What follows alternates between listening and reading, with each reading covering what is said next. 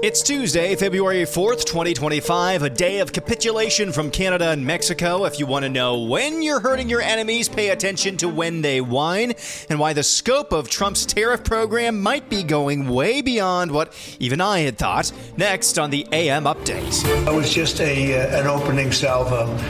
If we can't make a deal with China, then the tariffs will be very, very substantial. It is really, really a sad day in America. Elon Musk, you didn't create USAID. The United States Congress did. If Doge attacks USAID today, they'll move on to another target tomorrow. Maybe it'll be the Postal Service. To the cartels, all options are on the table. Globalization, it's been very good for rich people in rich countries. It's been extraordinarily bad for middle-class people in rich countries. Well, I told you about those Trump tariffs hitting Mexico and Canada, our closest two geographic neighbors and two of our largest trade partners. Over the weekend, Trump promised tariffs of 25% on pretty much all goods coming in from those countries, unless they promise to do their job in securing their own borders. Well, less than about 48 hours later, both countries have completely and utterly capitulated to Donald Trump's demands. Beginning with Mexico, yesterday morning, President Claudia Sheinbaum said they're going to supply 10,000 Mexican troops to the southern border, or Mexico's northern border with the United States. Those soldiers, Sheinbaum told Trump, will be specifically designated to stopping the flow of fentanyl and other illegal aliens into the country. Then shortly after that, in the afternoon, Prime Minister Justin Castro of Canada announced a similar measure, saying he's deploying 10,000 Canadian troops to their southern border with the United States' northern border for the same purposes. Trudeau also says he's appointing a fentanyl czar and listing cartels as terrorist organizations after his call with Donald Trump yesterday.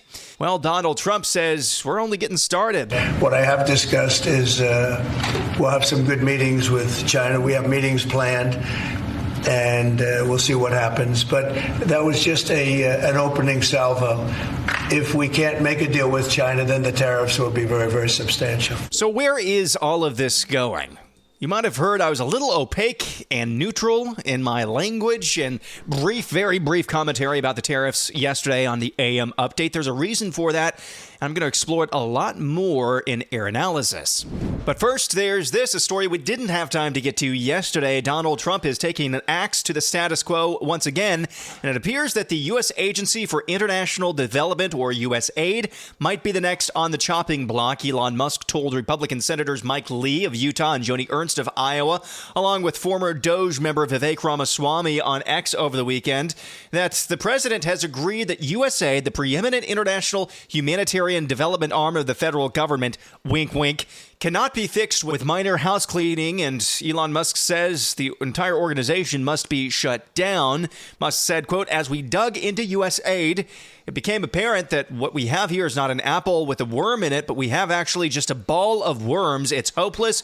USAID is a ball of worms. There is no apple. And when there is no apple, you just basically got to get rid of the whole thing." According to the Congressional Research Service, in fiscal year 2023, the most recent year for which complete data is available, the agency, USAID, managed over $40 billion in combined appropriations and employed over 10,000 individuals, two-thirds of whom worked overseas, not including institutional support contractors. In 2023, USAID was dishing out American assistance in roughly 130 countries, the biggest beneficiaries of which were Ukraine, Ethiopia, Jordan, the Democratic Republic of the Congo, Somalia, Yemen, Taliban-controlled Afghanistan, Nigeria, South Sudan, and Syria, which, of course, is now run by a terrorist. USAID, of course, is blowing just ungodly sums of American money. Here is White House Press Secretary Caroline Leavitt bringing the receipts of what exactly USAID has done with your taxpayer money. USAID, over the past several years, these are some of the insane priorities that organization has been spending money on. $1.5 million to advance DEI in Serbia's workplaces,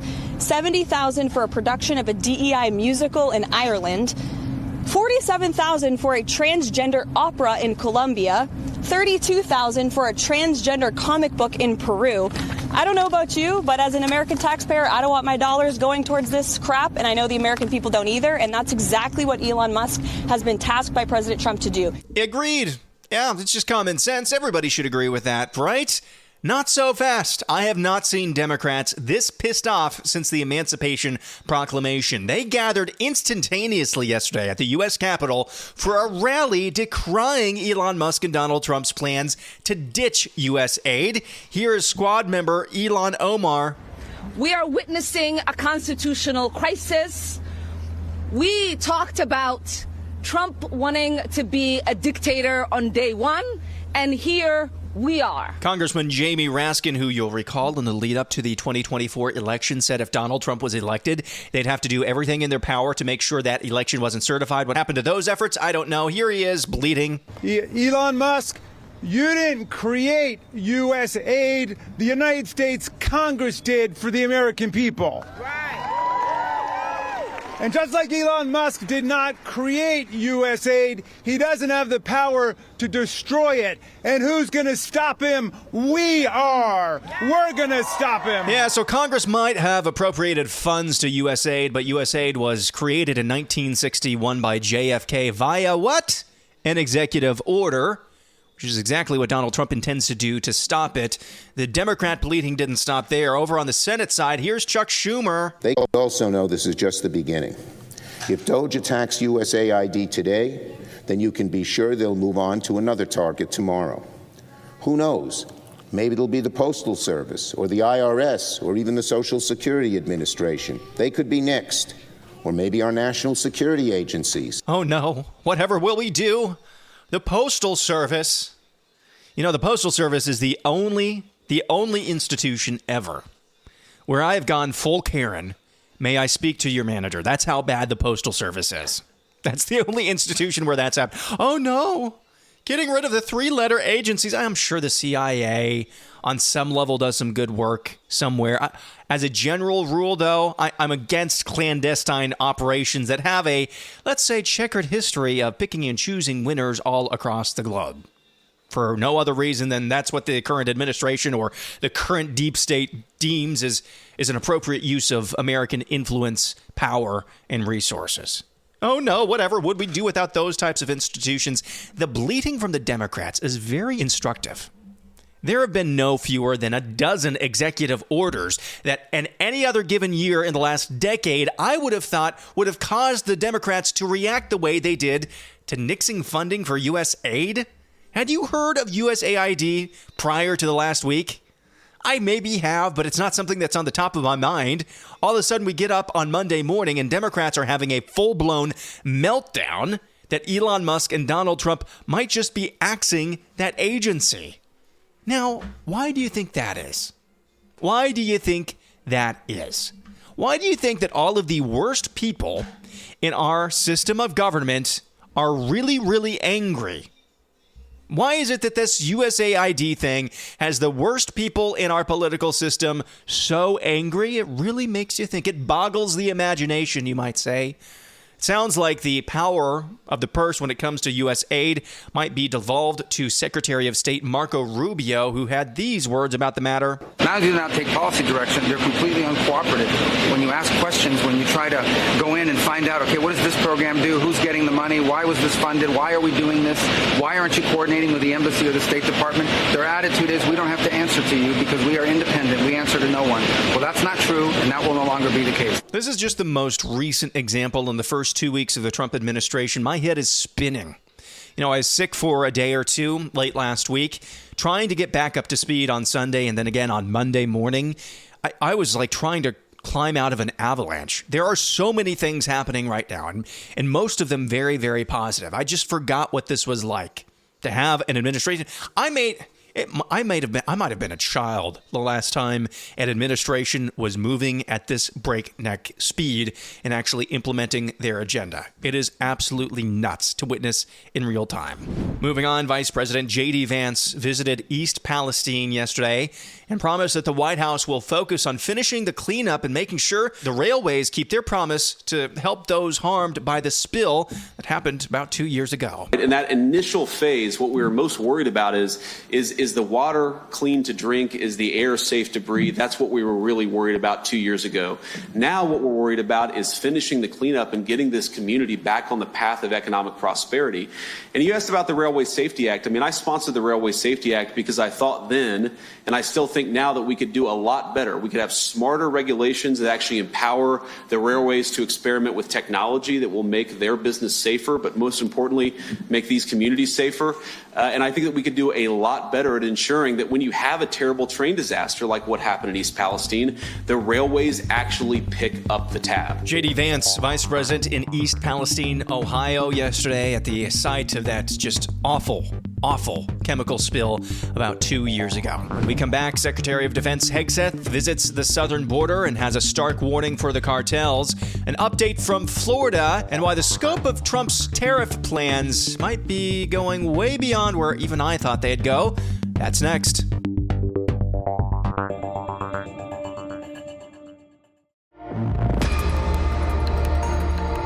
Game 3. And not to forget Sam Reinhart, who had a legendary shot in Game 7. That certainly was a legendary shot, one that's not going to be forgotten. After securing the puck from Carter, Sam carried it down the ice and flicked a wrist shot, very much like I would do it if I played. Right past the Oilers goalie, beating him and beat him on the glove side. Where are you? That is Donald Trump at the White House yesterday welcoming members of the Florida Panthers NHL team, the 2023-2024 Stanley Cup winners. They were honored at the White House, and that came up with the culmination of that visit, along with the tariff wars with Canada and Mexico. The Babylon Bee had this awesome headline yesterday. Trump announces he'll lift tariffs on Canada just as soon as they win a Stanley Cup. Well played, as always, to the Babylon Bee. Meanwhile, at the southern border, newly minted Secretary of Defense Pete Hegseth visited along with border czar Tom Homan. An update on whether you will detain migrants or deportees on military bases, and can you give us an update on that and how you'll pay for it? Any assets necessary at the Defense Department to support the expulsion and detention of those in our country illegally are on the table, to include, as it's been widely reported, Guantanamo Bay, a naval station I spent a year at as a guard back in 2004 or 2005. I know that terrain very well. It's the perfect place to provide for migrants who are traveling out of our country through gray tails or other assets, but also hardened criminals. Where are you going to put Tren de Aragua before you send them all the way back? How about a maximum security prison at Guantanamo Bay, where we have the space? So where we have the assets that can support those doing the interdiction, intervention, and arrest, we will provide that. Pete Hegseth at the southern border, who also issued this warning to the cartels. To the cartels, all options are on the table. We will secure our border and our men and women guarding it, and we're proud to be here. Meanwhile, in Florida, the battle over that state's immigration policies still rages as rhinos, Republicans name only, in that state's legislature continue to try to play games and pass really limp-wristed measures. Here's Florida Governor Ron DeSantis late last week providing an update on where things stand. Against illegal immigration. I don't think I've seen that memo yet. And so it's really like the fox guarding the hen house. So it's a bad decision. They don't have the resources. You'd have to create a whole new bureaucracy to be all these problems. But they actually, in the bill, they prohibit our state agencies and your local agencies from even talking to ICE without the approval of the Commissioner of Agriculture. So if you want to have panhandle, your police departments, your sheriff's departments, if they're working to bust like some illegal alien gang, they wouldn't be able to turn them over to ICE unless the Commissioner of Agriculture gave them approval.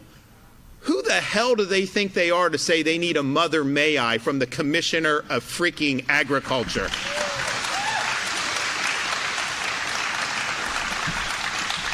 And so people will say, well, why would they do that? It doesn't make sense. Because think about it.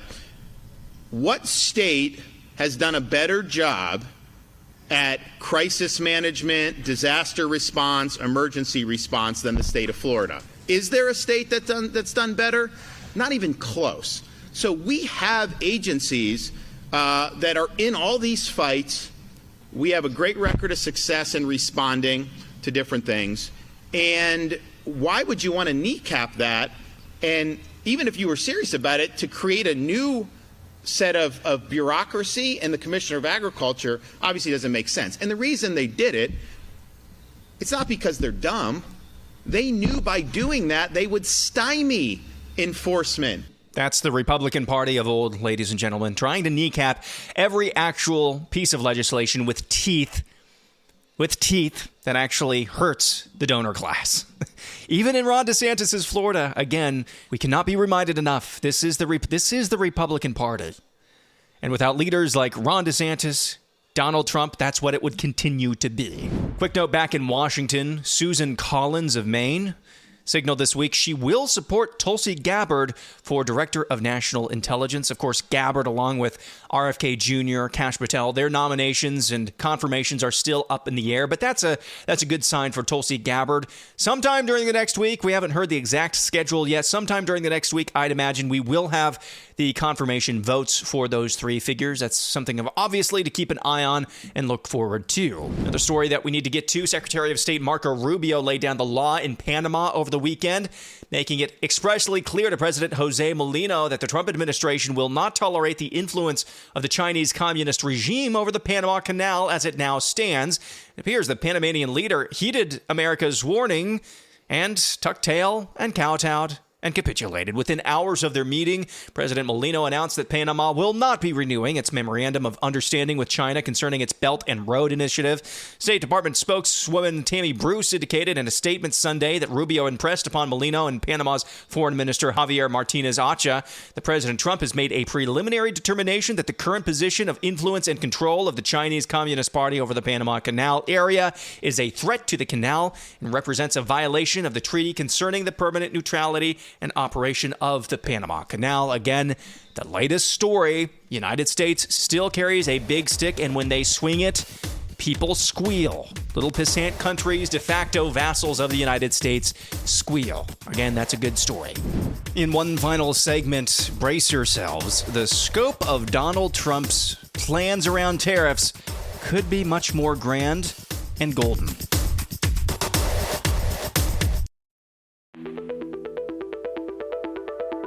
And now here's this. This is about a 3-minute clip of J.D. Vance's appearance on the Tim Dillon podcast in the run-up to the 2024 election. I think I even featured it on AM Update at the time. Keep this in mind for what we're going to talk about on Air Analysis today. I think it's very instructive. What exactly is a citizen and what is a government's duty towards its citizens? Here's J.D. Vance talking about immigration and globalization. Similarity across all American classes. If you have a permanent class of low-wage serfs, many of whom don't even speak English, that destroys the citizenship ethos that makes our democracy possible in the first place. These people don't care because they want the cheap labor. I care because I love my country. A lot of people look at America more as a financial opportunity than a country. And it's not. It can't be that. Right? American citizenship cannot just be a bunch of people who work and make financial transactions with one another. You don't go and fight wars because the guy down the street makes a lot of money trading derivatives on Wall Street, right? You go and fight wars if you have a nation that you believe in. And importantly, if you have faith that your leaders are only going to send you to fight a war when they have to. And this is that's what's been broken. Right. And this is not only America, it's countries all over the world, all over Europe. Globalization, the benefits of it have been unevenly distributed, to say the least. You have a class of people that are, many of them own assets, and they've seen the value of those assets increase. Many of them are invested in the market, and they're incredibly happy with the freedom to move capital around the world and make lots and lots of money.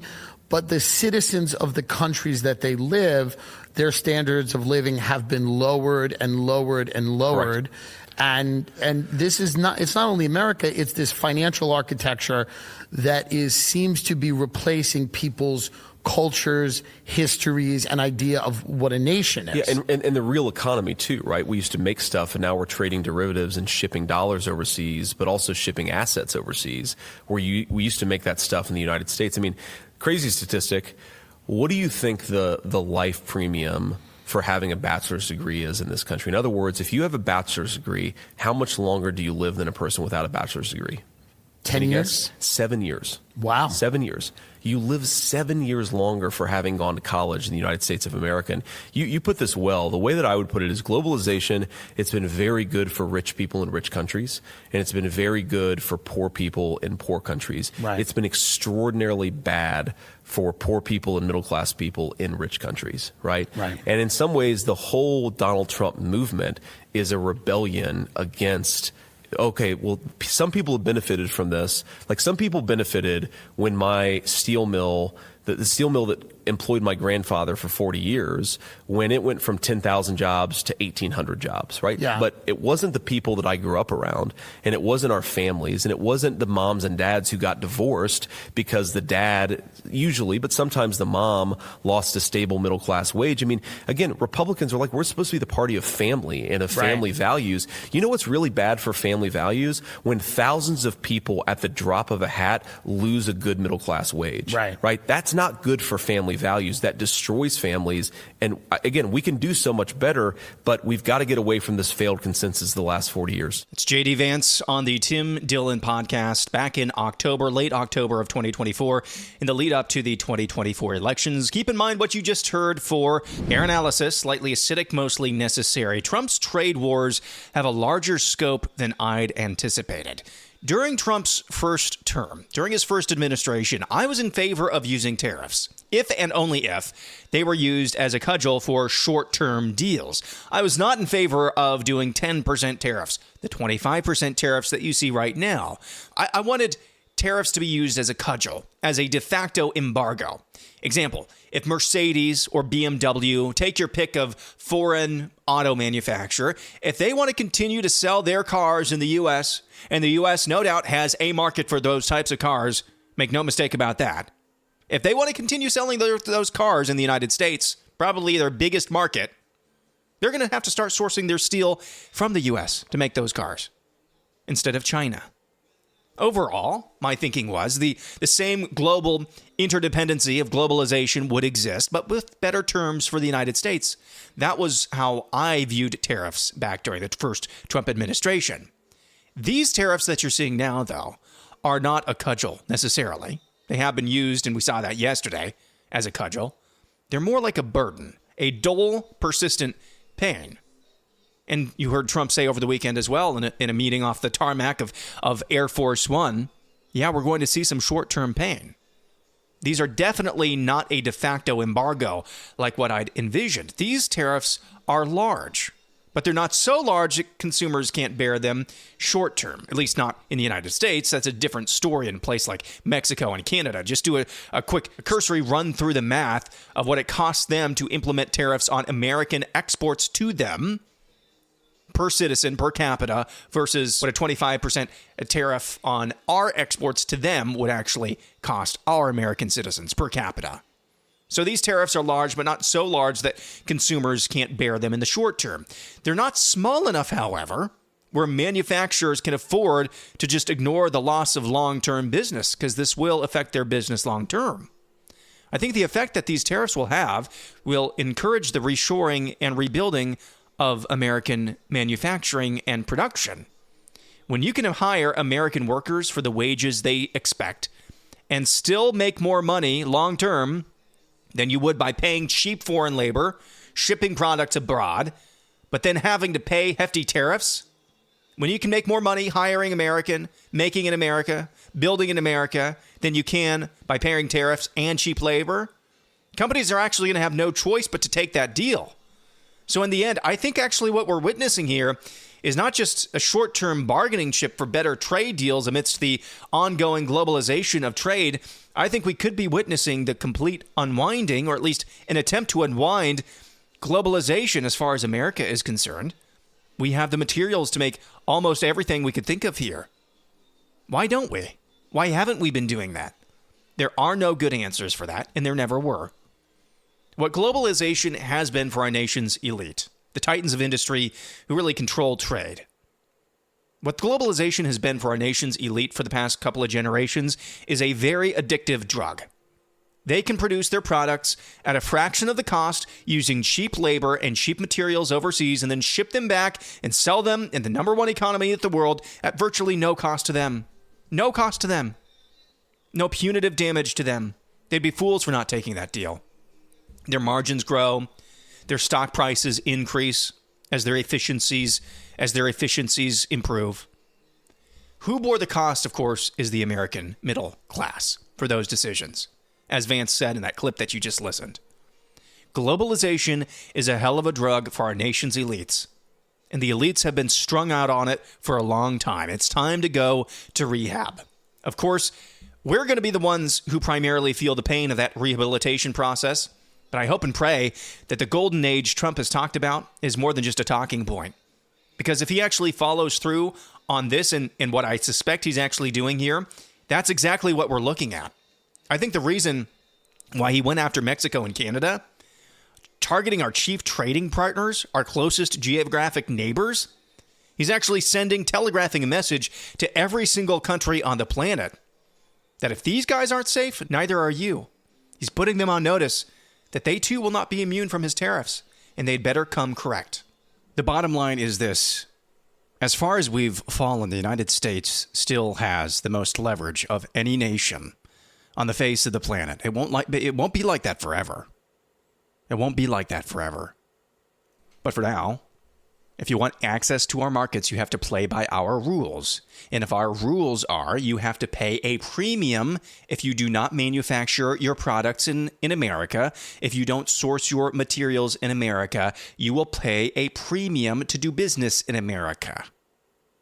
If you do source your materials in America, if you do produce your products in America, you will face basically no premiums in America. Donald Trump has talked about recently doing away with the income tax. I think he's actually serious about that, and I think he sees tariffs, putting punitive tariffs on every single country under the sun that wants access to this market, still the largest economy on the face of the planet. I think Donald Trump sees tariffs as a way of doing away with the income tax, which is not a foreign concept in the United States. That's how we used to do things here before the income tax. If you want to play ball here, you have to play ball here. So when he talks about a golden age, it's not just a talking point. I really thought that was just a talk. Oh yeah, okay, we're going to have lower taxes. That'll be cool. We're going to have some deregulation. That'll be good for the economy. Golden age, call it what you want to. No, I really think that he thinks that this is going to be a golden age. And I think it could be too. I trust him on this. At the very least, I trust his motivations. Because if his motivations truly are unwinding the United States from the globalization that has completely enriched the rich countries of this world, the rich in the rich countries of this world, enriched the poor of the poor countries, and have absolutely mocked and murdered the middle and lower class of the rich countries of this world, I'm fine with that. Because this might be the last chance to do it. And that will do it for a Tuesday edition. Back at it again tomorrow. I'm Aaron McIntire, and this is the AM Update.